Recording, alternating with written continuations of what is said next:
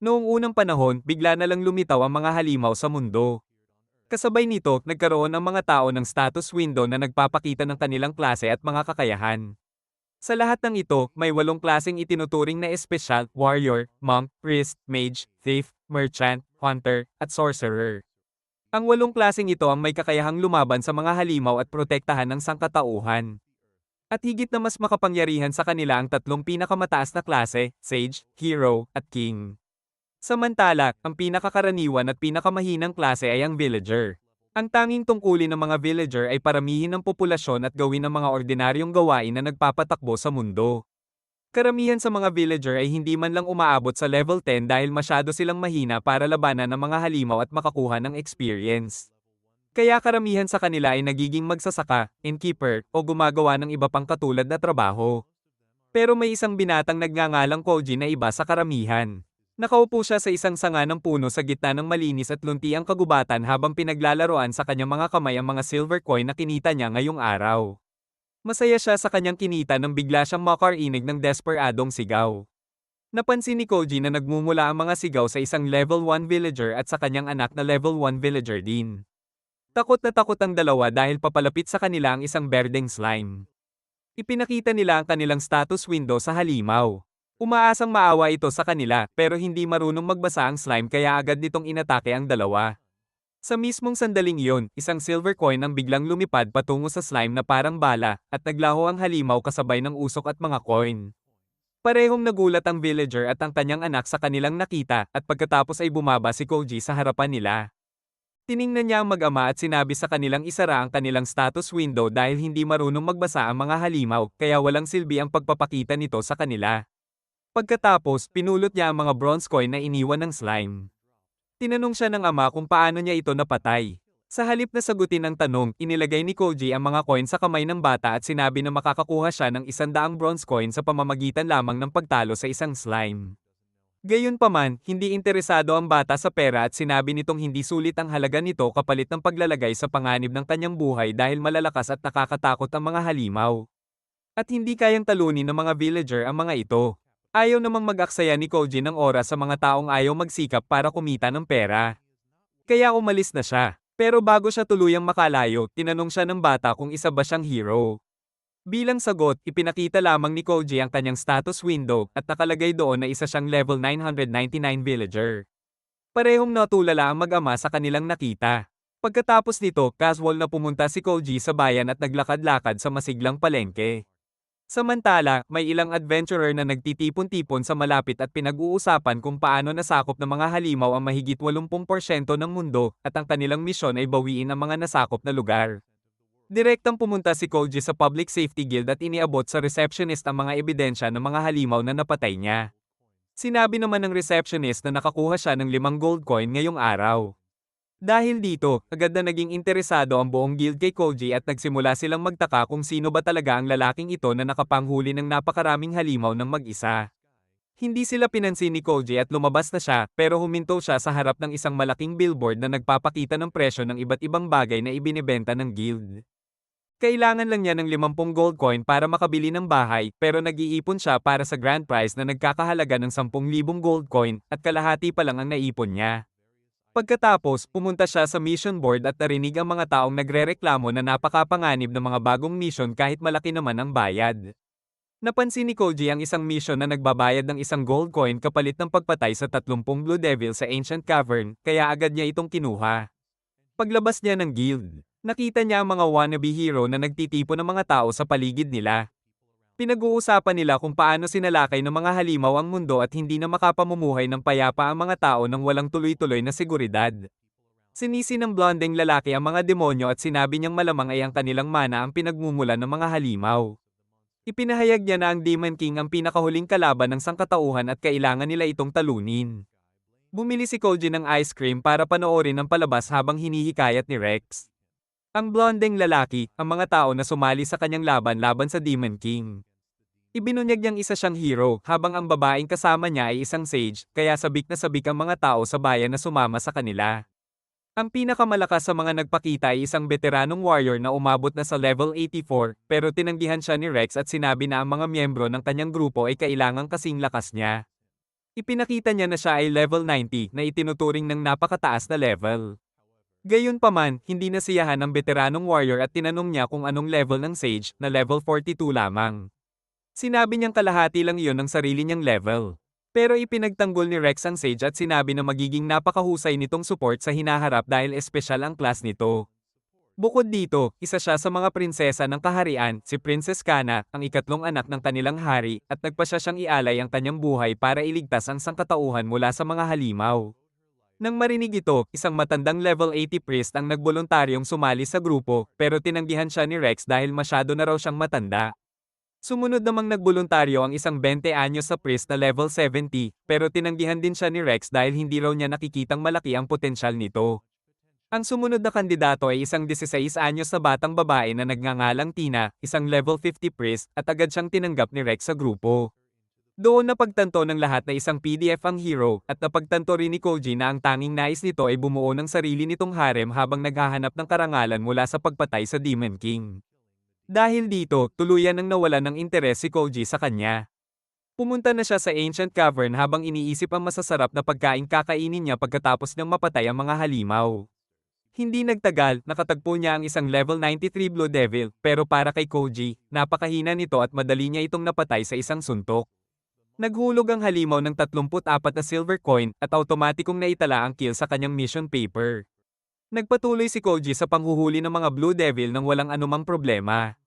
Maya-maya, may isang halimaw na naghulog ng sungay matapos nitong mamatay, at alam ni Koji na mahal ang halaga nito kahit hindi niya rin alam kung bakit. Nagpatuloy si Koji sa paglalakad sa loob ng kuweba at may nakita siyang anino sa may kanto. Pero ang mga ito pala ay si Rex at ang kanyang grupo na madaling nakapatay ng isang Blue Devil. Ayaw namang makialam ni Koji sa grupong ito kaya agad siyang tumakbo palayo. Habang nag-uusap ang grupo ng hero, sinabi ng purple-haired na mage na si Parne kay Princess Kana na bawasan ng sobrang excitement nito sa panghuhuli ng mga halimaw, pero hiniling ni Kana na tratuhin siya nito bilang kapwa-adventurer. Habang nagkakapalagayan ng loob ang mga babae, tinanong ni Parne si Rex kung bakit sila pumunta sa kuwebang ito sa halip na dumiretso sa direksyon ng Demon King. Ipinaliwanag ni Rex na may isang lihim na silid sa kuwebang ito na tanging ang royal family lang ang nakakaalam. Maaari nilang sundan ng mga crest na nakaukit sa mga pader para makarating sa silid na naglalaman ng isang maalamat na sacred sword na tanging hero na lampas level 90 ang makakagamit. Nagulat ang mga babae nang marinig iyon at tinanong kung bakit itinago ng royal family ang espada sa loob ng mahabang panahon. Sumagot si Rex na hindi naman natatangi ang pagiging hero at walang garantiya na kayang talunin ng isang hero ang Demon King kahit may sacred sword pa. Pero dahil prinsesa si Kana at nagpa siya itong makipagtulungan sa kanya. Sinabi ng ama nito ang tungkol sa espada para mapanatiling ligtas ang pinakamamahal niyang anak. Tuwang-tuwa si Tina at Parna nang malaman nilang bahagi sila ng ganitong espesyal na grupo at tiniyak ni Rex sa kanila na tiyak nilang matatalo ang Demon King. Ang hindi nila alam, may isa pang nilalang na nasa loob ng kuweba na naghahanap din sa parehong sacred sword, isang babaeng demonyo na pula ang buhok. Samantala, napalibutan naman si Koji ng napakaraming halimaw pero kayang-kaya niya silang patumbahin gamit lamang ang kanyang tingin. Habang pinupulot niya ang mga coin na iniiwan ng mga ito, napaisip siya kung bakit napakaraming halimaw ang nagtipon sa iisang lugar. Biglang may isang halimaw na umatake sa kanya mula sa likuran, pero ibinalibag lang ito ni Koji sa lupa at agad na napatay. Sa mismong oras na iyon, mabilis na tumakbo ang red-haired demon na babae lampas sa kanya at sa isang grupo ng mga halimaw na hindi man lang siya pinansin. Doon napagtanto ni Koji na may mali. Nagpa siya siyang sundan ng babae at pinapatay niya gamit ang isang suntok ang mga halimaw na humaharang sa kanyang daan. Sa kabilang banda, nahihirapan din si Rex at ang kanyang grupo na labanan ng mga halimaw. Sinabi niyang napakarami ng mga ito at malamang ay may kakaibang nangyayari sa loob ng kuweba. Samantala, pinagaling ni Tina sina Kana at Rex bago nagtungo ang grupo sa lihim na silid na nasa mismong harapan nila. Pero naroon na ang red-haired demon bago pa sila makarating. Tinanong siya ni Rex kung sino siya at ano ang ginagawa niya roon. Nakaramdam si Kana ng napakalaking dami ng mana na nagmumula sa babae, kaya naging malinaw na isa siyang demonyo. Nagsimula itong mataranta nang matuklasan siya, at saka napansin ni Rex na nawawala ang sacred sword. Agad niyang inakusahan ng demon girl na siya ang nagnakaw nito. Pero itinanggi ng babae na may ninakaw siya.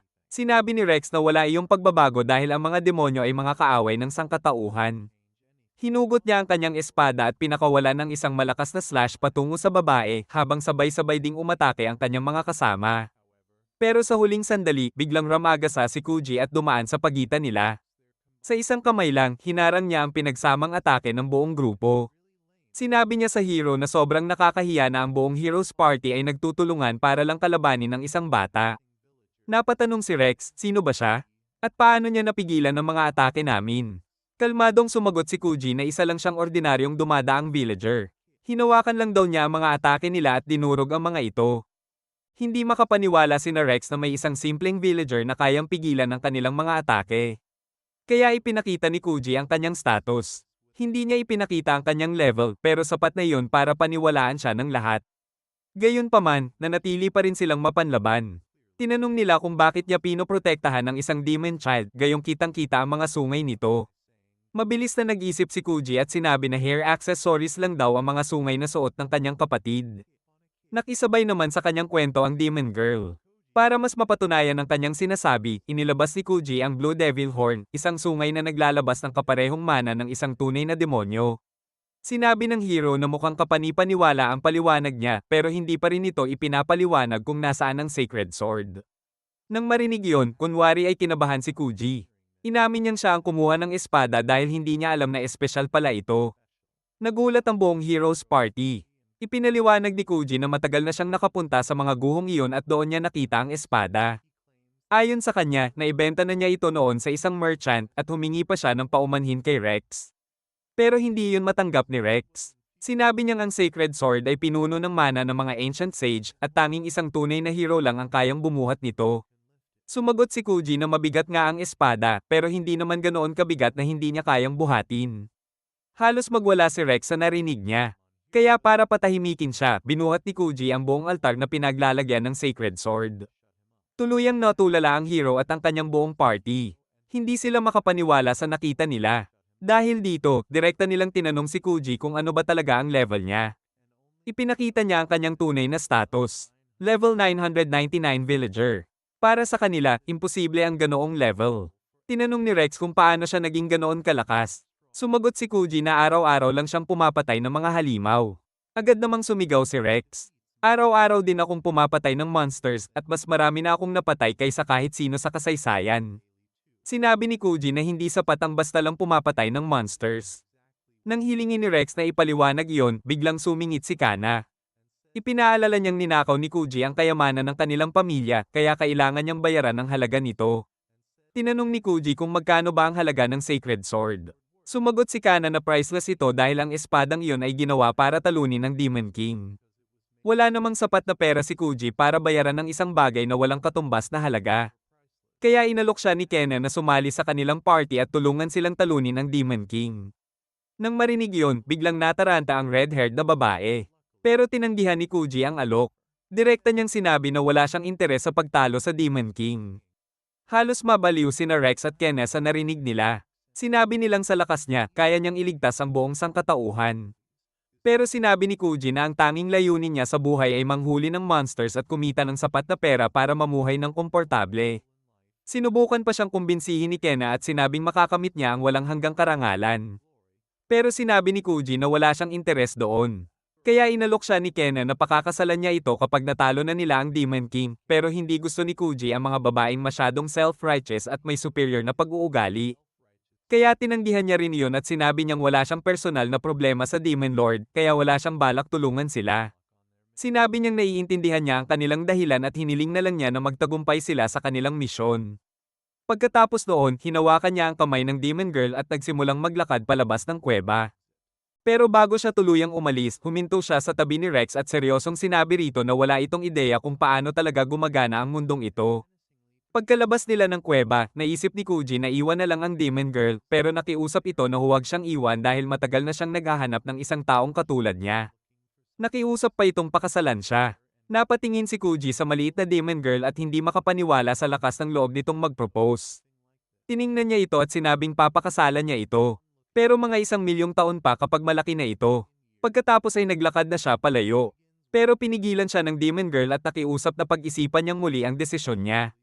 Sinabi ni Kuji na hindi siya interesado sa ganoon at bukod pa roon, mas gusto niya ang mga babaeng may mas mature na pangangatawan. Sinabi ng Demon Girl na si Alice na pwede naman silang magpakasal kapag lumaki na siya. Agad namang iniba ni Kuji ang usapan bago pa ito lalo pang maging awkward. Tinanong niya si Alice kung bakit gusto nito ang legendary sacred sword. Sumagot si Alice na malubha ang sakit ng kanyang ama kaya ayaw niyang makuha ng hero ang sacred sword na maaaring pumatay rito. Tinanong ni Kuji kung sino ba ang ama nitong target ng hero. Kinakabahang inamin ni Alice na ang kanyang ama ay ang Demon King mismo. Nagulat si Kuji sa narinig niya. Sinabi pa ni Alice na halos 1 taon nang nakarete sa kama ang kanyang ama. Sinabi ni Kuji na ilang beses na niyang nakilala ang ama nito noon. Tinanong siya ni Alice kung iyon ba ang dahilan kung bakit niya tinanggihan ang alok na patayin ang Demon King. Sumagot si Kuji na kahit hindi niya personal na kilala ang Demon Lord, hindi pa rin niya tatanggapin ang alok dahil wala siyang nakikitang saysay rito.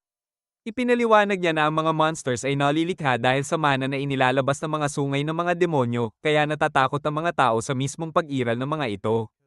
Sumang-ayon si Alice, pero sinabi nitong gusto niyang mamuhay ng mapayapa ang mga tao at mga demonyo, at iyon ang dahilan kung bakit gusto niyang pakasalan si Kuji. Sinabi ni Kuji na ang tanging pinagkaiba ng mga tao at mga demonyo ay ang kanilang mga sungay na naglalabas ng mana. Marami nang nakakaalam sa katotohanan iyon at alam din nilang hindi kasalanan ng mga demonyo na ipinanganak silang may sungay. Pero hindi nito nababawasan ang galit ng mga tao sa kanila dahil nananatili pa rin silang banta sa buong sangkatauhan. Tinanong siya ni Alice kung iyon ba ang dahilan kung bakit ayaw niyang pumatay ng mga demonyo. Sumagot si Kuji na para sa kanya, hindi lang talaga ito sulit. Samantala, sa loob ng kuweba, galit na galit pa rin ang Heroes Party sa naging pagtrato ni Kuji sa kanila. Sinabi ni Kana na huwag na lang nila itong pansinin at bumalik muna sila sa kabisera. Pero naalala ni Rex ang sinabi ni Kuji na wala siyang ideya kung paano talaga gumagana ang mundong ito.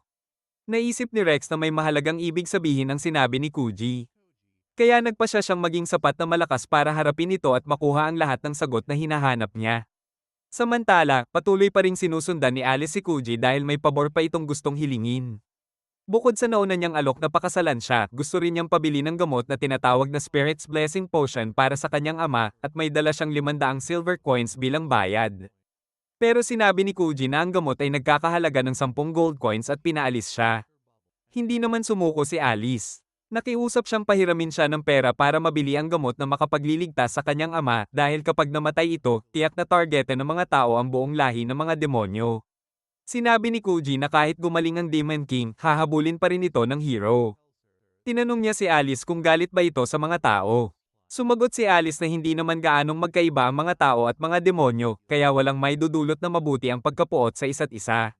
Sinabi rin niyang sinusunod lamang niya ang mga itinuro ng kanyang ama at umaasa siyang mas marami pang taong katulad ni Kuji na hindi galit sa mga demonyo. Dagdag pa ni Alice, kahit kakaunti lang ang mga taong katulad niya, hahanapin niya silang lahat at gagawin ang lahat para magkaroon ng tunay na kapayapaan sa pagitan ng dalawang lahi. Humanga si Kuji sa kanyang determinasyon.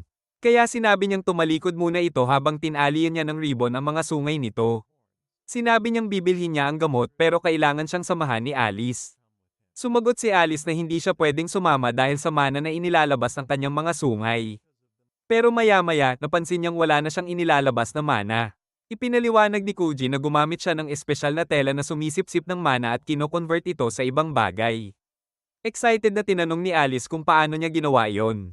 Sumagot si Kuji na sinira lang niya ang isang spawn block, ang kristal na lumilikha ng mga monsters, at doon niya nakuha ang materyales. Nagulat si Alice nang malaman na may item palang kayang itago ang tunay niyang pagkakakilanlan. Pero sinabi ni Kuji na kailangan na nilang umalis. Masaya siyang sumunod kay Kuji papunta sa lungsod.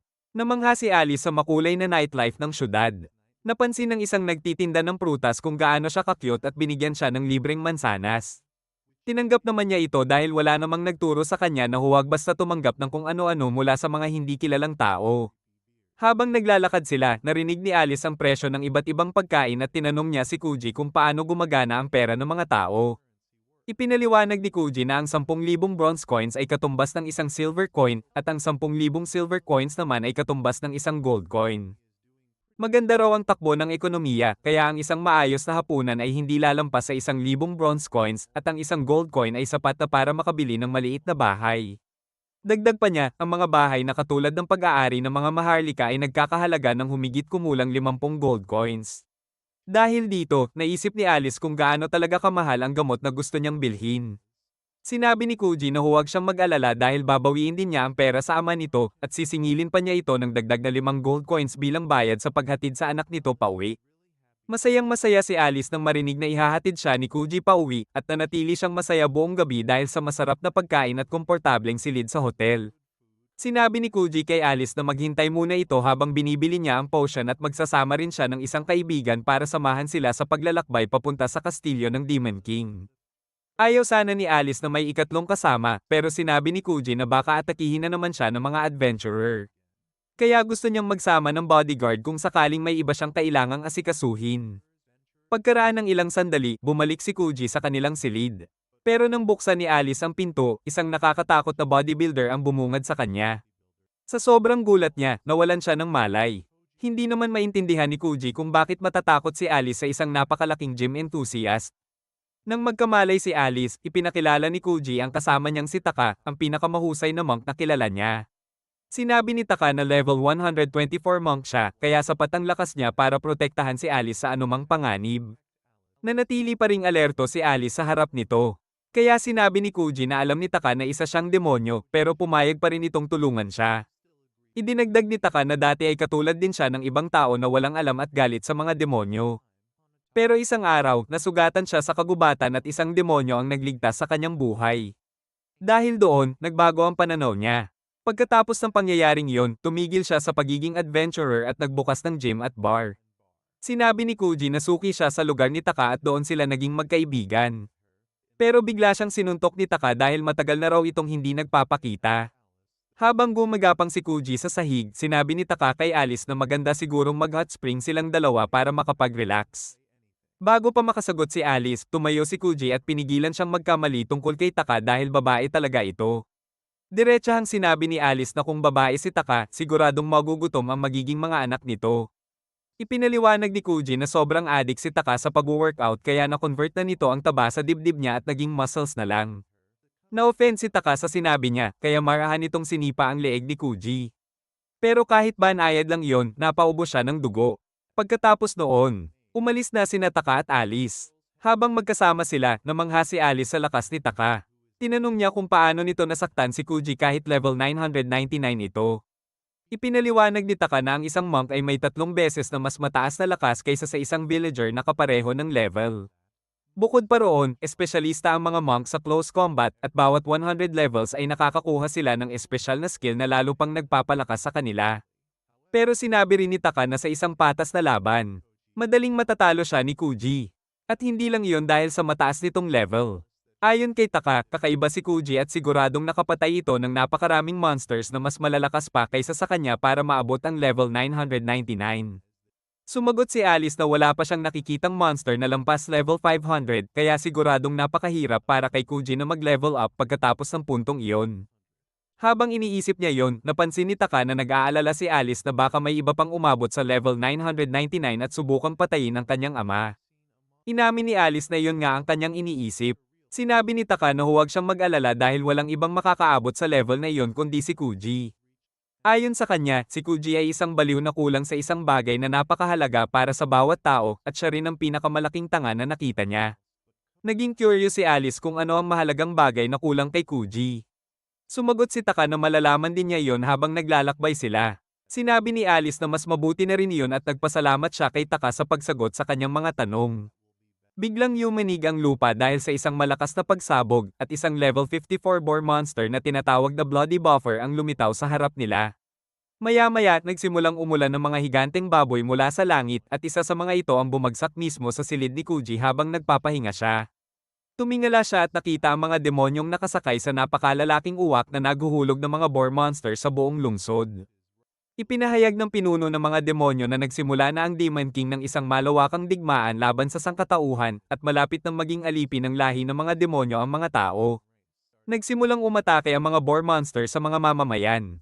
Natarante si Alice dahil alam niyang hindi inaprubahan ng kanyang ama ang pag-ataking ito na lalo lamang magpapalala ng galit sa pagitan ng dalawang lahi.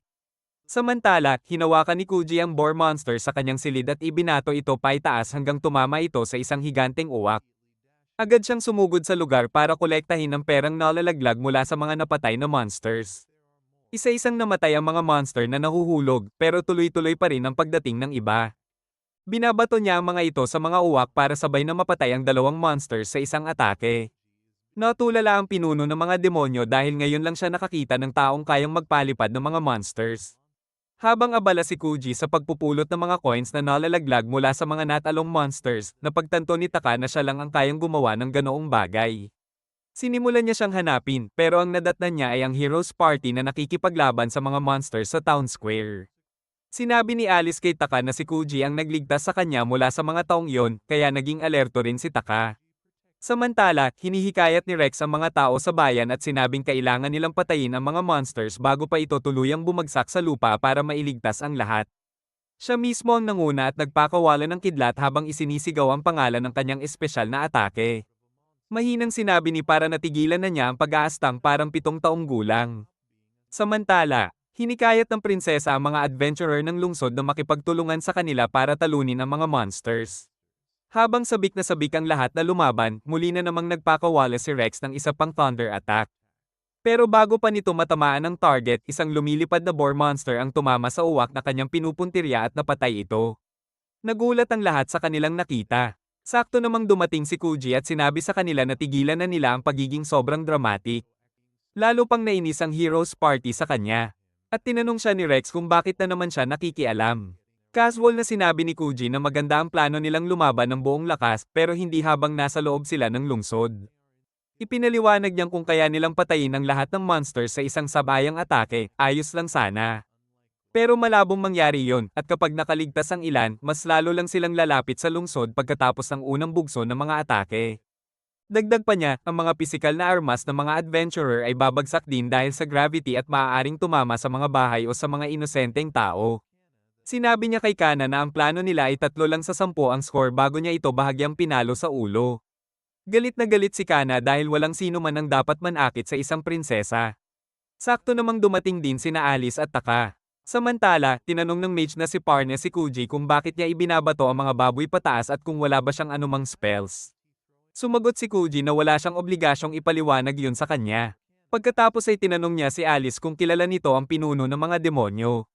Sumagot si Alice na malamang si Minaw iyon at ang pamilya nito ay matagal nang naglilingkod sa Demon King sa loob ng maraming henerasyon.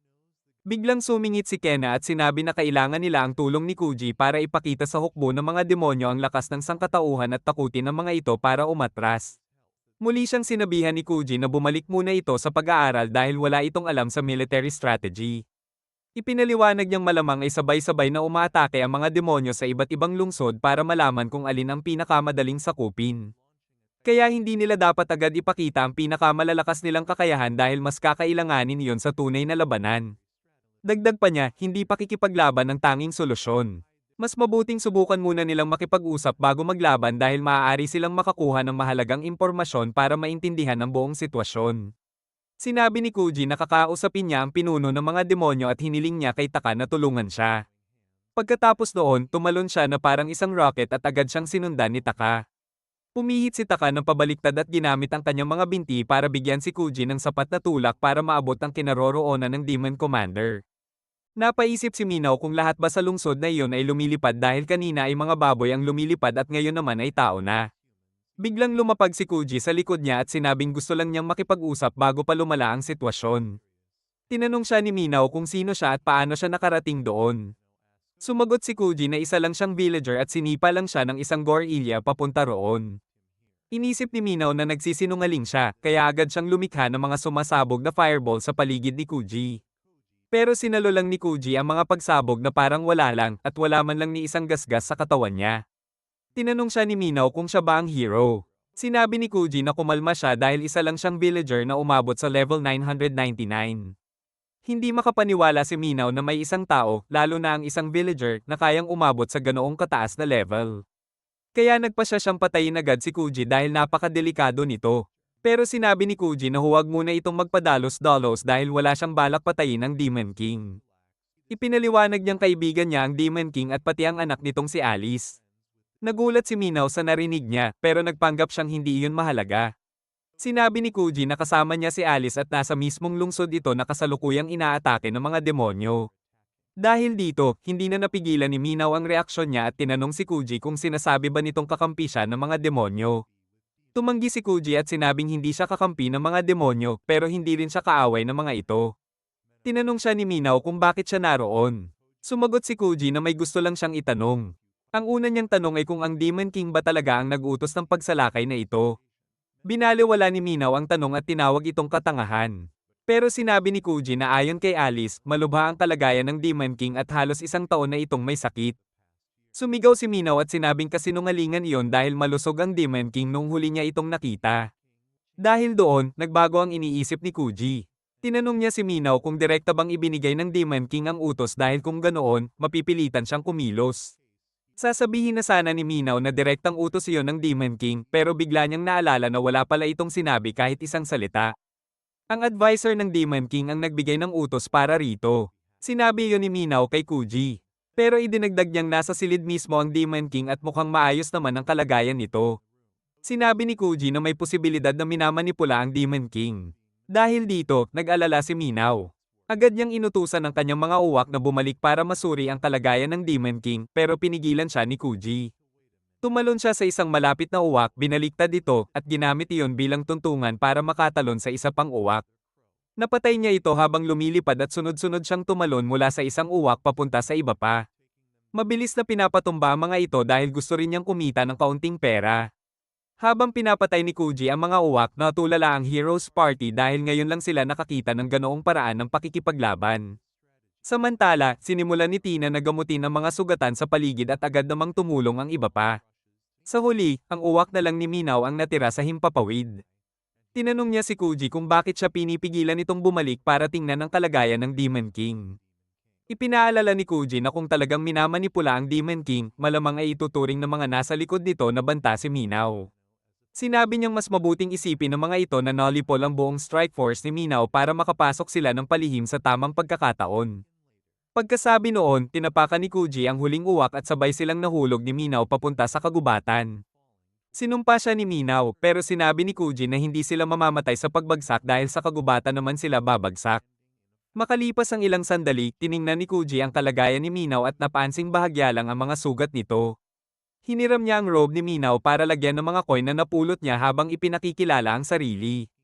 Tinanong ni Minaw kung hindi ba siya papatayin ni Kuji. Sumagot si Kuji na napakawalang saysay ng tanong na iyon dahil wala siyang dahilan para patayin ang isang taong nagmamalasakit sa Demon King at kay Alice. Nagulat si Minaw sa sagot niya at tinanong kung bakit ayaw ng isang tao na pumatay ng isang demonyo. Sinabi ni Kuji na nakakapagod ng paulit-ulit na ipaliwanag na kung aalisin ang mana na lumilikha ng mga monsters, halos walang pinagkaiba ang mga tao at mga demonyo. Ang tunay na problema ay ang mga monsters na umaatake sa mga tao, kaya gumaganti ang mga tao sa mga demonyo, at doon nagpapatuloy ang walang katapusang siklo ng puot. Matapos tipunin ang lahat ng coins, sinabi ni Kuji kay Minaw na pupuntahan niya ang natitira nitong strike force at tatalunin ang mga ito. Pagkatapos, bukas ng umaga, dadalhin niya si Alice roon para sabay silang bumalik sa kastilyo ng Demon King. Sinabi ni Minaw na kapag sumama si Kuji, parehong mga tao at mga demonyo ang titingin sa kanya bilang isang kaaway. Pero wala talagang pakialam si Kuji sa iniisip ng iba. Sinabi niyang nangako siya kay Alice at gusto niyang makita mismo ang kalagayan ng Demon King. Pagkatapos noon ay umalis na siya. Naiwan si Minaw na nakangiti habang iniisip na may kaibigang tao ang Demon King at si Alice. Kinaumagahan, nagpasalamat si Alice kay Kuji habang nag-aalmusal sila dahil kinausap nito si Minaw sa halip na saktan ito. Sinabi ni Kuji na maayos namang kausap si Minaw kaya hindi na sila naglaban. Pagkatapos ay tinanong niya kung nasaan si Taka. Sumagot si Alice na bumili ito ng mga gamit para sa kanilang paglalakbay. Sinabi ni Kuji na kailangan na rin nilang maghanda ng masasakyan. Naalala ni Alice na sinabi ni Kuji na maaabot nila ang kastilyo ng Demon King sa loob ng 6 na araw kung bibilisan nila. Sumagot si Kuji na iyon ang pinakamabilis na posibleng biyahe, pero baka maantala pa sila dahil hindi sila makakagamit ng mga kabayo dahil natatakot ang mga ito sa mga demonyo. May alam siyang ibang paraan para mabilis silang makarating sa teritoryo ng mga demonyo. Pero hindi siya sigurado rito dahil kailangan nilang makipag-usap sa mga sentor na napakayabang at may matinding diskriminasyon laban sa mga tao. Tinanong ng mga sentor si Kuji kung ano ang kailangan niya sa kanila dahil ayaw nilang takutin sila ng maruruming tao. Natakot si Alice at nagtago sa likod ni Kuji. Sinabi ni Kuji na karaniwan talagang mahirap kausap ang mga sentor. Pero nang hagupitin sila ng merchant na may nakakatakot na balbas, nagsigawan sila sa sobrang tuwa at biglang nagsitakbuhan. Parehong natulala sina Kuji at Alice nang makita ang mga masokistang sentor na mas lalo pang bumibilis kapag hinahagupit. Pagbalik ni Taka, nagtaka ito kung ano ang nangyari sa kanilang dalawa. Pagkatapos noon, nagtungo sila sa kagubatan kung saan naghihintay si Minaw. Agad itong lumuhad at humingi ng tawad kay Alice dahil sa pag-atake sa bayan na tinutuluyan ito. Sinabi ni Alice na ayos lang iyon. Pagkatapos ay nagpasalamat si Minaw kay Kuji sa pagprotekta sa prinsesa ng mga demonyo. Sakto namang nagpakilala si Taka pero nagulat si Minaw at naghanda itong lumaban. Sinabi agad ni Alice na kaibigan din nila si Taka. Biglang lumabas mula sa mga palumpong ang Heroes Party dahil matagal na pala silang naghihintay para mahuli si Kuji sa akto. Sigurado na sila ngayon na nagsinungaling ito sa kanila at kakampi talaga ito ng mga demonyo. Pinalibutan nila si Kuji at inutusang sumuko. Pero sinabi ni Kuji na 0 points ang strategy ng prinsesa. Agad siyang sumugod kay Kana at tinamaan ito sa ulo habang sinasabing walang saysay ang pagpapalibot sa isang taong mas malakas sa kanila. Kaagad namang inatake siya ni Rex at sinabing hindi sila makikinig sa mga sermon ng isang traidor. Patuloy na iniiwasan ni Kuji ang mga atake nito habang ipinapahayag ni Rex na tungkulin niyang labanan ang kasamaan bilang hero. Casual na hinawakan ni Kuji ang espada ni Rex gamit ang kanyang kamay. Sinabi naman ni Parna na kahit ano pa ang sabihin ni Kuji, hindi nila pwedeng hayaang makatakas ang taong responsable sa pag-atake noong nakaraang gabi. Sumang-ayon si Kuji sa sinabi niya at inutusan si Minaw na humingi ng tawad dahil naniniwala siyang mas malala pa ang naranasan ng mga demonyo kaysa sa nangyaring pag-atake noong nakaraang gabi. Pero ayaw na ni Rex ng anumang paghingi ng tawad dahil para sa kanya, masama ang mga demonyo at pati na rin ang lahat ng kumakampi sa kanila. Pero tinanong siya ni Kuji kung sino ang nagpasya na masama ang mga demonyo.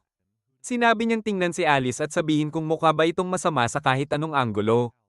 Ipinaalala niya kay Rex na pinabayaan nitong makatakas si Alice noong nakaraang gabi dahil inakala nitong wala itong masamang intensyon. Sinabi ni Kuji na kung talagang likas na masama ang mga demonyo, mas nakakatakot sana ang anak ng Demon King. Dahil sa revelasyong iyon, natulala ang lahat. Pero hindi pa rin umatras si Rex. Kaya sinabi ni Kuji na naiintindihan niya ang punto nito na ang mga demonyo ay hindi direktang nagdudulot ng pinsala sa mga tao, kaya hindi niya ito pipigilan kung gusto nitong habulin ang Demon King, pero hindi niya matatanggap na likas na masama ang mga demonyo, at dahil doon, hindi niya hahayaang saktan ng kahit sino ang kanyang mga kaibigan. Pagkasabi niya noon, dinurog niya ang espada ni Rex at napilitan ng hero na umatras. Tinanong ng cleric na si Tina kung hindi rin ba masama ang lalaking umatake sa kanila noong nakaraang gabi. Pinaharap ni Kuji si Minaw at pinahingi ito ng tawad habang sinasabing kailangan pa niyang ipaliwanag ang buong sitwasyon. Sinabi niya sa Heroes Party na may mali sa nangyayari at hiniling na bigyan siya ng pagkakataong imbestigahan muna ang lahat bago nila arestuhin at parusahan si Minaw. Tinanong siya ni Kenna kung ano ang ibig niyang sabihin na may mali. Ipinaliwanag ni Kuji na gusto ng Demon King ng kapayapaan sa pagitan ng mga tao at mga demonyo at hindi pa ito kailanman nag-utos ng pag-atake sa mga lungsod ng tao. Bukod pa roon, sinabi ni Alice na may sakit ang Demon King, kaya walang saysay na magsimula ito ng digmaan sa ganitong kalagayan. Pero hindi pa rin naniwala si Rex na gusto ng Demon King ng kapayapaan. Sinabi ni Kuji na personal niyang nakilala ang Demon King at muling nagulat ang lahat. Pagkatapos ay tinanong niya sila kung naaalala ba nilang may pagkakataong direktang umatake ang Demon King sa isang lungsod. Parehong walang maalalang ganoong pangyayari sina Rex at Kana. Sinabi ni Kuji na maaaring ang mana ng Demon King ang lumilikha ng malalakas na monsters, pero hindi ibig sabihin noon na siya ang laging nag-uutos sa mga ito. Hiniling niya sa lahat na buksan ang kanilang mga mata at lampasan ang kanilang mga kinikilingan. Dahil dito, nagsimula ring pag-isipan ni Rex at ng iba pa ang kanyang mga sinabi. Pero biglang inatake ni Parna si Kuji at sinabing hindi nila siya pwedeng pagkatiwalaan. Ayon sa kanya, na-brainwash na siya ng mga demonyo at wala silang dahilan para paniwalaan ang anumang sinasabi niya. Wala nang naisagot si Kuji sa puntong iyon, kaya sumenyas na lang siya kay Taka. Agad nilang isinama ang kanilang mga kasama at tumakas. Sinubukan silang habulin ni Rex pero nadapa si Tina kaya napilitan siyang manatili para tulungan ito. Samantala, sinabi ni Kuji kay Alice na hindi pala ganoon kadali ang pagpapayapa sa pagitan ng mga tao at mga demonyo. Pero ipinaalala ni Alice na kahit paano, sa pagkakataong ito ay nakinig naman sa kanila ang hero at ang kanyang mga kasama. Hindi nagtagal, narating ng grupo ni Kuji ang kanilang sasakyan. Ang naghihintay sa kanila ay ang mga masokistang centaur na nakita nila kanina. Sinabi ni Minaw na ninakaw niya ang mga ito mula sa isang merchant nang hindi ito pinapatay at pumayag ang mga centaur na dalhin siya kahit saan niya gusto. Habang nawala ng gana sina Kuji at Alice sa kanilang magiging biyahe, si Taka naman ay tuwang-tuwa dahil magkakaroon siya ng pagkakataong hagupitin ang mga centaur para sundin ang kanyang mga utos. Samantala, nagtataka sina Rex at ang kanyang grupo kung saan nagpunta si Kuji. Sinabi ni Kena na magkikita rin sila ulit dahil pareho naman silang papunta sa iisang direksyon. Habang naglalakbay, nagsisimula ng pag-isipan ni Rex ang mga sinabi ni Kuji.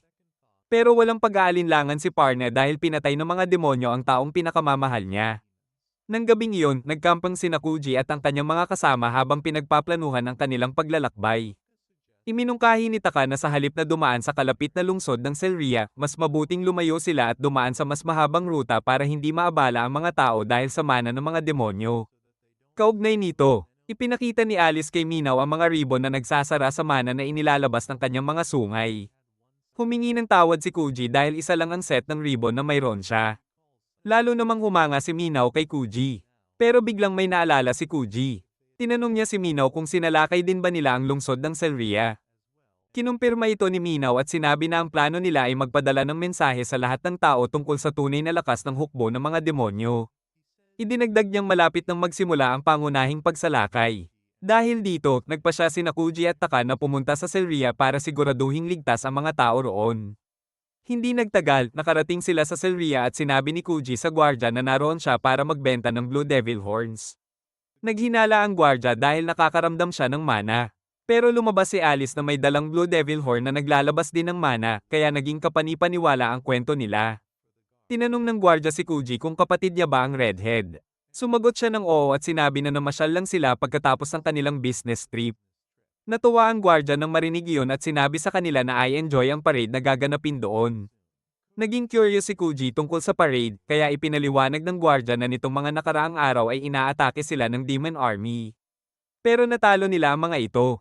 Kinabukasan, magpapadala sila ng mga sundalo para salakayin ng Demon King at magkakaroon pa ng isang engranding parade. Nag-alala si Kuji at hindi na niya ma-enjoy ang parade. Alam niyang kapag nakarating ang advance troops sa kastilyo ng Demon King, papatayin sila ng mga monsters sa paligid at maaari ring wasakin ng mga ito ang lungsod.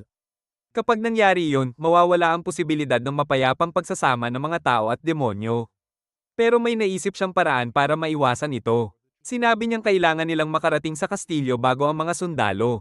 Pagdating doon, kukumbinsihin niya ang Demon King na ihinto ang Demon Army para maka-address ang lahat ng ligtas. Sa ganoong paraan, hindi na nila kailangang maglaban at matatapos ang lahat ng mapayapa. Tinanong ni Taka kung ano ang gagawin niya kung talagang gusto ng Demon King na makipagdigma. Sumagot si Kuji na lalaban siya kung kinakailangan, pero bilang isang third party na ang layunin ay makamit ang coexistence sa mga tao at mga demonyo. Sinabi ni Alice na siguradong sasama siya sa kanyang panig. Tinanong siya ni Kuji kung ayaw ba niyang manatili sa tabi ng kanyang ama. Sumagot si Alice na higit sa lahat gusto niyang magkaroon ng kapayapaan sa pagitan ng kanilang mga lahi. Kaya kung naging kaaway na ng sangkatauhan ng kanyang ama, handa rin siyang labanan ito. Sinabi ni Taka na malinaw namang sasama siya sa panig ni Kuji. Nanumpa rin si Minaw na tutulungan niya si Alice. Nang gabing iyon, isinama ni Kuji si Alice para bumili ng ice cream bago sila maghapunan. Pero pagpasok pa lang nila sa isang restaurant, nakita nila roon ang Heroes Party. Agad na binuhat ni Kuji si Alice at tumakbo palayo bago pa sila maabutin, kaya nagpa siya si Rex na habulin sila. Samantala, huminto sina Kuji at Alice sa isang kanto at napansin ang ilang lalaking nakapaligid sa isang level 24 frog monster. Nag-alala si Alice para sa mga tao. Pero sinabi ni Kuji na isa lamang iyong demonstration fight para palakasin ang morale ng mga sundalong pupunta sa kastilyo ng Demon King kinabukasan. Pero bago pa nila tuluyang matalo ang Palaka, isang monster ang biglang nahulog mula sa langit at dumurog dito. Sinabi ni Alice na nakita na niya noon ang monster na iyon na nasa level 200 pataas. Natarante rin si Kuji nang magsimula itong umatake sa mga tao. Nagkagulo ang lahat at nagsitakbuhan dahil walang nakahanda para sa ganitong sitwasyon. Pero lalo pang lumala ang problema ng mas maraming monsters ang nagsimulang mahulog mula sa langit. Napagtanto ni Kuji na kailangan na naman niyang magtrabaho ng husto. Habang tumatakas ang lahat mula sa mga monsters, diretsyong sumugod si Kuji patungo sa isa sa mga ito. Tinamaan siya ng malakas ng monster pero agad niya itong sinuntok sa tiyan at tuluyang natalo. Pagkatapos ay agad siyang pumunta sa susunod na monster habang litong-lito namang sumusunod sa kanya si Alice.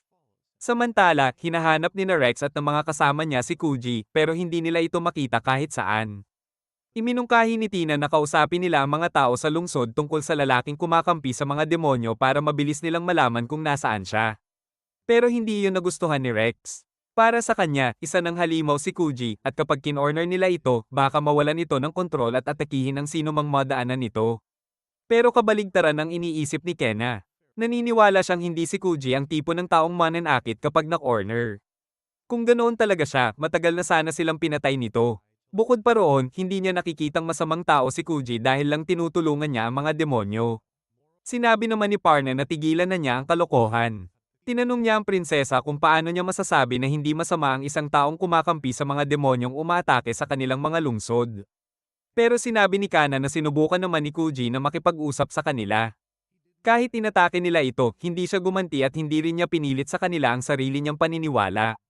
Sumang-ayon si Rex kay Kana at sinabi na kahit ayaw niyang napahiya siya ng isang simpleng villager, hahayaan muna niyang makatakas si Kuji sa pagkakataong ito. Inakusahan pa ni Parna pati ang hero na kumakampi sa mga demonyo pero ipinaliwanag ni Rex na gusto lang niyang magtanong kay Kuji tungkol sa ilang bagay. Sumang-ayon din si Kena at nakisabay na rin si Tina. Biglang nakarinig sila ng malakas na pagsabog mula sa malayo.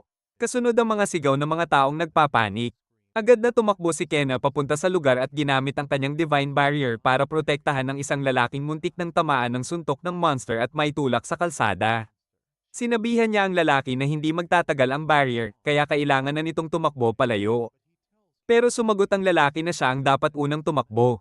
Tumanggi si Kena at sinabi na bilang miyembro ng royal family, tungkulin niyang protektahan ang kanyang mga nasasakupan. Malaking salita iyon mula sa isang taong nabasag naman ang barrier matapos ang isa pang suntok ng monster. At nang malapit na siyang tapusin ng monster, dumating si Kuji para iligtas siya. Hinaranggan niya ang suntok ng monster at pagkatapos ay agad niya itong tinalo.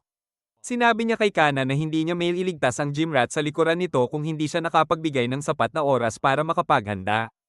Agad namang tumakbo palayo ang kalbong musclehead. Samantala, dumating na rin sina Rex at ang iba pa. Nag-aalala sila sa prinsesa, kaya sinabi ni Kena na ayos lang siya bago hawakan ng kamay ni Kuji at magpasalamat sa kanya. Napansin naman ng hero ang pinsalang nangyari sa mga bahay at tinanong kung ano ang nangyari. Sumagot si Kuji na may mga level 213 monsters na nahulog mula sa langit at winasak ang lungsod, pero hindi niya alam kung sino ang nagpadala sa kanila. Tinanong ni Rex kung anong skill ang ginamit niya para talunin ang mga monsters. Sumagot si Kuji na ang pinaka-basic na skill lang ang ginamit niya, ang charge blow. Hindi makapaniwala si Rex pero kinumpirma ni Kana na talagang basic skill lang ang ginamit ni Kuji. Biglang tumakbo si Alice papunta kay Kuji at nagtago sa likuran niya nang makita niya ang Heroes Party. Mabuti na lang at hindi muna interesado si Rex kay Alice. Sa halip, gusto niyang magtanong kay Kuji. Pero hindi pa yon ang tamang oras dahil may mga monsters pa ring gumagala sa lungsod. Sinabi ni Kuji na kailangan muna nilang harapin ang mga iyon. Biglang dumating ang isang town guard at sinabi sa kanila na kailangan nilang umalis sa lungsod sa lalong madaling panahon dahil simula pa lang ang mga monsters na nahulog mula sa langit. Ngayon ay may isang buong hukbo ng monsters na paparating. Tinatayang nasa 10,000 monsters ang diretsyong papunta sa kanila, kaya natulala ang lahat sa narinig nila. Sinabi ni Parna na hindi kakayanin ng mga adventurer sa lungsod ang mga monsters dahil nagmumula ang mga ito sa kanluran, kung saan matatagpuan ang kastilyo ng Demon King. Sinabi ni Rex na walang saysay ang pakikipaglaban sa isang laban na hindi nila kayang manalo. Kaya nagpasya silang tulungan munang lumikas ang mga mamamayan at pagkatapos ay babalik kasama ang hukbo para mabawi ang lungsod. Sumang-ayon si Kena at inutusan ng guard na ipaalam ito sa lahat. Pagkatapos ay humingi siya ng tulong kay Kuji. Pumayag naman si Kuji at sinabing tatawagin niya ang kanyang mga kaibigan para tumulong. Pero pansamantala, gusto niyang ipagkatiwala muna si Alice sa Heroes Party. Nagulat at nasaktan si Alice nang marinig yon habang natulala rin ang lahat ng iba pa. Tinanong ni Rex si Kuji kung hindi ba siya natatakot na patayin nila si Alice dahil itinuturing pa rin nilang mga kaaway ang mga demonyo. Sumagot si Kuji na kung talagang gusto nilang patayin si Alice, hindi naman niya ito ipapaalam sa kanila. Bukod pa roon, alam niyang hindi sasaktan ni Rex ang Demon Princess dahil kung gagawin niya yon, wala na siyang makukuhang sagot mula kay Kuji sa hinaharap. Hindi pa rin kumbinsido si Parna pero tuluyan siyang natigilan ng taimtim na hilingin ni Kuji sa lahat na alagaan si Alice. Pagkatapos ay umalis na siya papunta sa kabilang direksyon. Agad namang nagsimula si Parna sa pang-iimpluwensya kay Alice at sinabi nitong mukhang iniwan na siya ni Kuji. Pero alam ni Alice na pinagkakatiwalaan ni Kuji ang Heroes Party, kaya pinagkakatiwalaan din niya ang mga ito. Mabuti na lang at ganoon din ang pananaw ni Kenna. Niyakap niya si Alice at sinabing huwag itong mag-alala dahil tutuparin nila ang kanilang pangako at pananatilihin siyang ligtas. Hindi nagtagal, nagsimulang ilikas ng mga adventurer ang mga sibilyan habang si Kuji naman ay tumatakbo papunta sa hukbo ng mga monsters. Sinubukan ding tumulong ni Alice at ang Heroes Party sa evacuation, pero hinaranggan nila ng buo ang pangunahing daan kaya napilitan ang mga tao na dumaan sa maliliit na daanan. Biglang dumating sina Taka at Minaw at inakala nilang dinakip ni Rex si Alice. Agad na tumakbo si Alice papunta sa kanila at tinanong kung wala ba silang narinig mula kay Kuji. Dahil doon, tinanong ni Rex kung sila ba ang mga lalaking tinutukoy ni Kuji. Muntik nang suntukin ni Taka si Rex dahil sa maling pagtawag nito sa kanya pero agad sinabi ni Alice sa lahat na babae si Taka. Nagulat ang buong Heroes Party nang marinig yon. Naiintindihan naman ni Taka kung bakit sila nagulat pero nadismaya siya nang pati si Minaw ay nagulat din. Kaya nagpa siya siyang turuan ng leksyon ng hero at ang kanyang grupo pero pinigilan siya ni Kenna dahil sinabi ni Kuji na alagaan nila si Alice. Sinabi rin ni Kenna na sinabi ni Kuji na siya mismo ang unang pupunta para hanapin ang mga ito. Pero wala pa ring balita sina Taka at Minaw tungkol sa kanya. Nagtaka si Alice kung nasaan na ngayon si Kuji nang biglang dumating ang isang guard na halos hindi na makahinga sa kakamadali. Sinabi nitong may isang villager na sinusubukang labanan ng lahat ng monsters ng mag-isa at humingi ito ng tulong sa hero. Natigilan ng lahat sa narinig nila. Napagtanto ni Alice na kaya ganoon katindi ang pakikipaglaban ni Kuji dahil kapag bumagsak ang lungsod na ito, lalo lamang lalalim ang galit ng mga tao sa mga demonyo. At kapag nangyari yon, mas lalo ring mawawala ang posibilidad ng mapayapang pagsasama ng dalawang lahi. Nagpasya siyang tulungan si Kuji, pero binuhat siya ni Taka dahil gusto rin itong pumunta at tumulong kay Kuji. Sumama rin si Minaw at nagsimulang tumalon mula sa isang bubong papunta sa iba. Nagpasya rin ng Heroes Party na sumama sa laban. Samantala, mag-isa pa ring hinaharap ni Kuji ang napakaraming monsters at nagsisimula na siyang hinggilin. Ang tanging iniisip niya ay sana ay natagpuan na ni Taka si Alice at nailabas na ito sa lungsod habang ipinagpapatuloy niya ang pakikipaglaban. Hindi niya alam na kakalabas lang ng kanyang mga kaibigan sa City Gate kasama ang Heroes Party na hirap sumunod sa kanila. Naisip ni Taka na baka sobra na rin ito kahit para kay Kuji nang biglang magkaroon ng napakalakas na pagsabog at napilitan siyang huminto. Dahil doon, nakahabol sina Rex at ang mga kasama niya. Tinanong nila kung bakit sa tingin nila ay nilalabanan ni Kuji ng mag-isa ang lahat ng monsters. Sumagot si Taka na malamang ay ayaw niyang may mamatay. Hindi yun maintindihan ni Rex. Kaya ipinaliwanag ni Taka na kapag bumagsak ang lungsod na ito, lalo lamang mapupuot ang mga tao sa mga demonyo at tuluyan ng mawawala ang posibilidad ng mapayapang pagsasama ng dalawang lahi. Namangha si Kana nang malaman na mag-isa palang nakikipaglaban si Kuji para sa kapayapaan. Sinabi naman ni Rex na kahit level 999 pa si Kuji, para na rin niyang minamadali ang sarili niyang kamatayan. Para kay Rex, hindi iyon katapangan kundi pagiging padalos-dalos. Pero sinabi ni Taka na hindi ganoon mag-isip si Kuji. Ang iniisip lang niya ay kung posible bang gawin ang isang bagay at kung kaya ba niyang tapusin iyon hanggang sa huli. Pagkatapos ay ibinunyag ni Taka ang mahalagang bagay na mayroon ng halos lahat ng tao pero wala kay Kuji. Ang bagay na iyon ay ang takot sa kamatayan. Sinabi ni Rex na handa rin siyang isakripisyo ang sarili niya kung kinakailangan, pero sinabi ni Taka na may malaking pagkakaiba sa dalawa. Samantala, abala si Kuji sa pagsuntok sa mga monsters hanggang maging coins ang mga ito. Isang napakalaking Cyclops ang tumapak sa kanya, pero hinawakan lang ito ni Kuji at ibinato sa mga monsters sa paligid, na agad niyang natalo.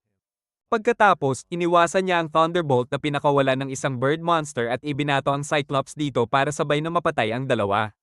Mabilis ding gumaling ang sugat na natamo niya kanina at napangiti lang si Kuji. Hindi makapaniwala si Rex sa lahat ng kanyang nakikita at naririnig.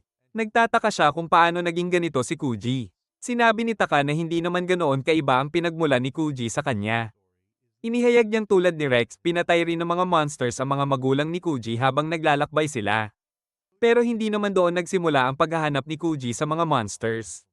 Sa totoo lang, matagal na siyang nanghuhuli ng monsters bago pa mangyari ang trahedyang iyon.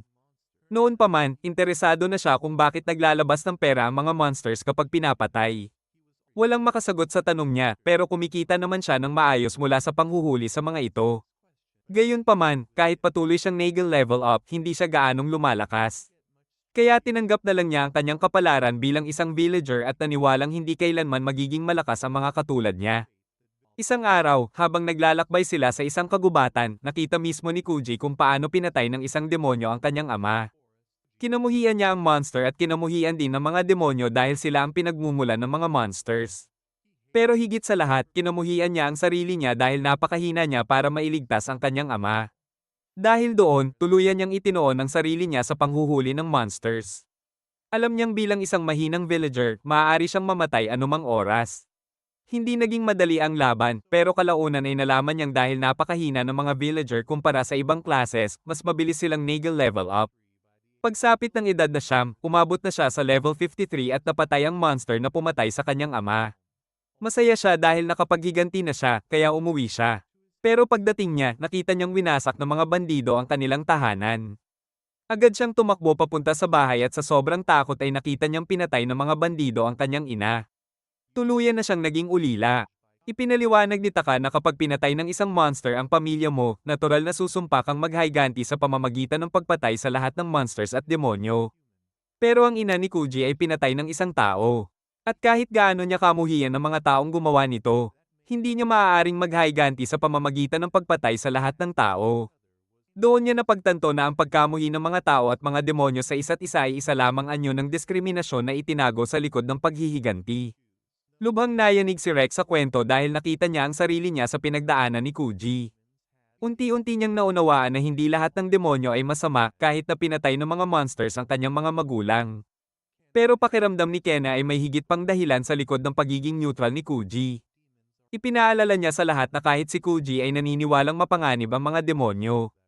Kaya dapat may ibang dahilan kung bakit ayaw niyang kumampi sa alinmang panig.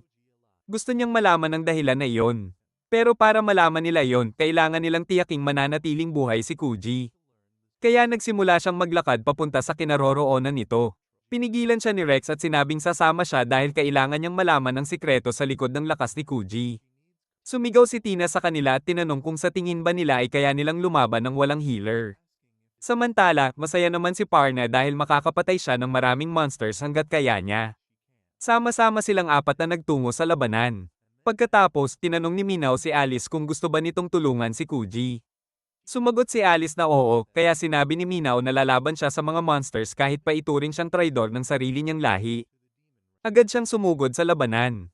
Samantala, sinabi ni Taka kay Alice na magtago muna sa likod ng isang bato o kung saan man ligtas dahil sasali rin siya sa laban. Sa kabilang banda, tinamaan si Kuji ng suntok mula sa isang pulang monster at tumilapon siya. Napansin niyang hindi na nakakasabay ang recovery skills niya sa dami ng pinsalang natatanggap niya. Biglang umatake ang isang Blue Devil pero ibinato ito ni Kuji sa himpapawid para tamaan ng ilang bat monsters. Patuloy siyang nakikipaglaban habang iniisip na mas maraming monsters ang mapapatombe niya. Mas lalo nitong mapapalakas ang morale ng mga adventurer. Pero biglang dumami ang mga monsters na humawak sa kanya at pinigilan ang kanyang paggalaw. Isang monster naman ang nagpakawala ng hyper beam para sunugin siya. Sakto namang dumating ang Thunderbolt attack ni Rex at tinamaan nito ang napakalaking monster pati ang maliliit na monsters na humahawak kay Kuji. Tinanong ni Kuji ang Heroes Party kung ano ang ginagawa nila roon. Sinabi ni Kana na may mga tanong siya para kay Kuji, habang sinabi naman ni Rex na hindi maaaring hayaang isang villager lang ang gumawa ng lahat ng pakikipaglaban. Biglang sumali rin si Minaw at gumamit ng magic para pabagsakin ang kalahating dosenang flying monsters.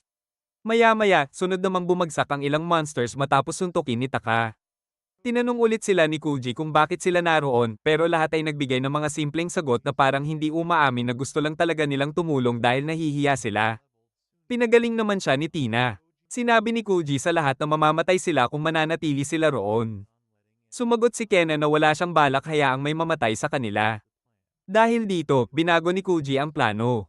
Sinabi niyang kailangan nilang talunin ang pinakamaraming monsters na kaya nila at pagkatapos ay umatras dahil kailangan nilang pahalagahan ang sarili nilang buhay. Pagkatapos noon, inilabas niya ang buong lakas niya at sunod-sunod na pinabagsak ang mga monsters. Pero biglang may isang monster na nagbato ng napakalaking bato sa kanya at malubha siyang nasugatan. Agad na tumakbo si Tina para pagalingin siya at pinagsabihan siyang sundin naman ang sarili niyang payo na pahalagahan ang buhay. Humingi ng tawad si Kuji at ipinaliwanag na halos hindi pa siya nakikipaglaban bilang bahagi ng isang party maliban kapag kasama niya si Taka, kaya hindi siya sanay sa teamwork. Pero nang tumingala siya at makita ang lahat na buong lakas na nakikipaglaban, napagtanto niyang hindi na siya nag-iisa. Patuloy na nilalabanan ni Kuji at ng kanyang mga kasama ang mga monsters ng walang pahinga habang si Tina naman ay bal-isang nakamasid, naghihintay kung may masusugatan para magawa niya ang kanyang tungkulin. Samantala, malayo sa labanan, nakaramdam si Alice ng panghihinayang dahil wala siyang natutulungan kahit sino. Kaya bumalik siya sa lungsod para may magawa rin.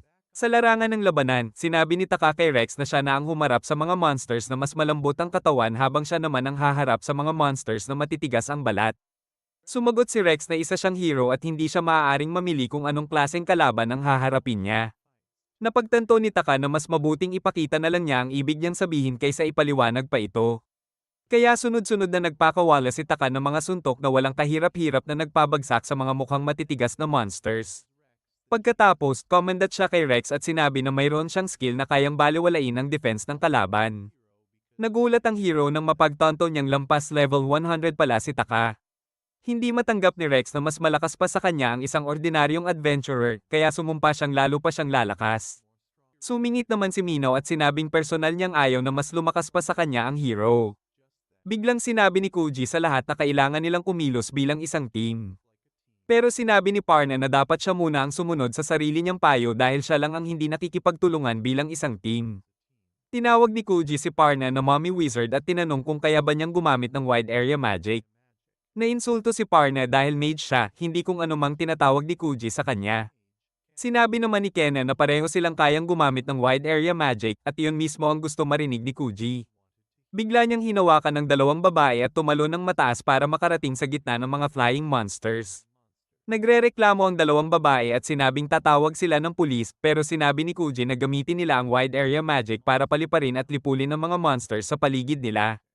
Sa wakas, naintindihan ng dalawa ang kanyang plano at sabay nilang pinakawalan ang kanilang mga atake na agad na nagpabagsak sa napakaraming monsters. Pagkatapos, bumaba si Kuji sa lupa at agad silang ibinaba matapos gamitin ng dalawa. Sumigaw ang mga babae at sinabi kay Kuji na dapat man lang ay inilabas muna sila sa dinner bago niya sila basta-basta hinawakan.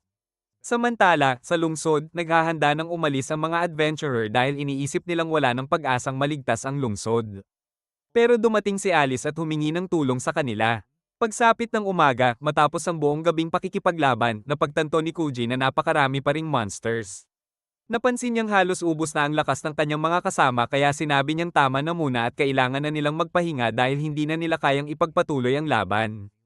Pero walang nakinig sa kanya.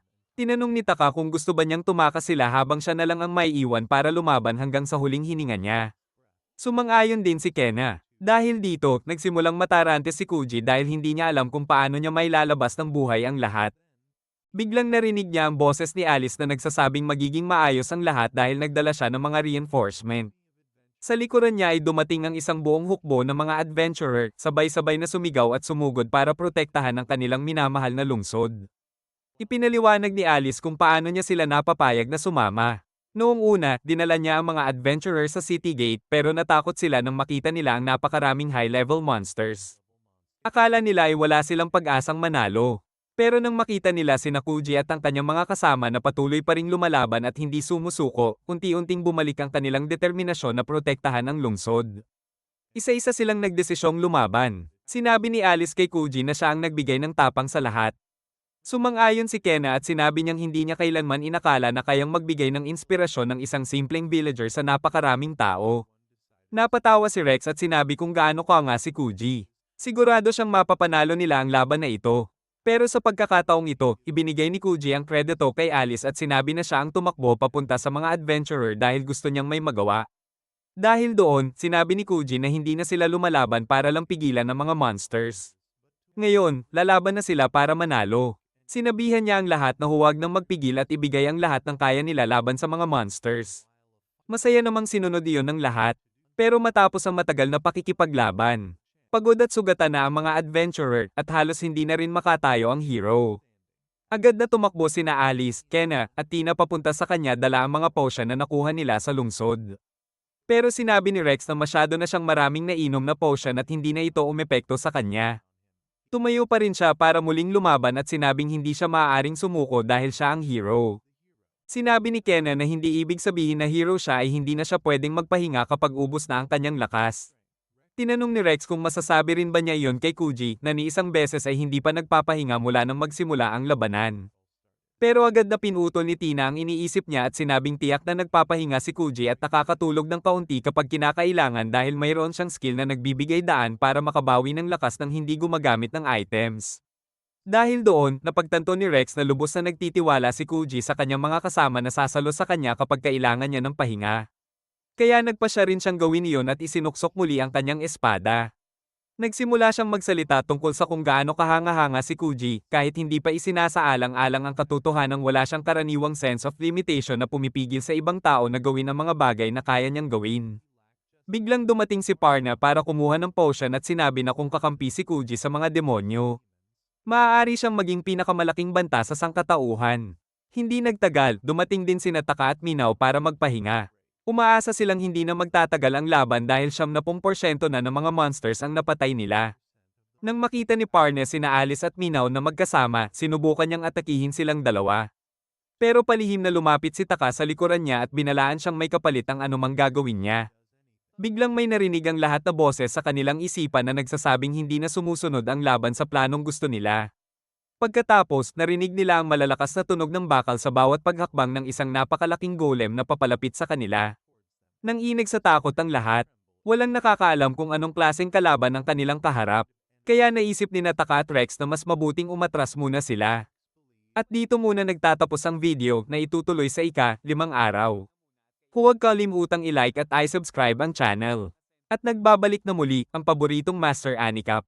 Salamat sa panonood at magkita tayo sa susunod.